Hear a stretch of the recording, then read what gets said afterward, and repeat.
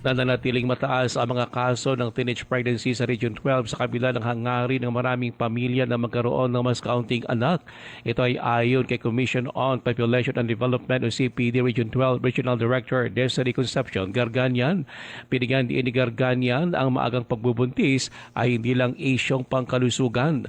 Ayon pa kay Garganian, damay din dito ang population development dahil naapektuhan nito ang pag-aaral, oportunidad sa trabaho at kinabukasan ng mga kabataan. Ayon kay Garganian, mula 2021 hanggang 2024 ay tumaas ang bilang ng mga panganak sa mga batang babae na edad 10 hanggang 14 sa Soxarjan.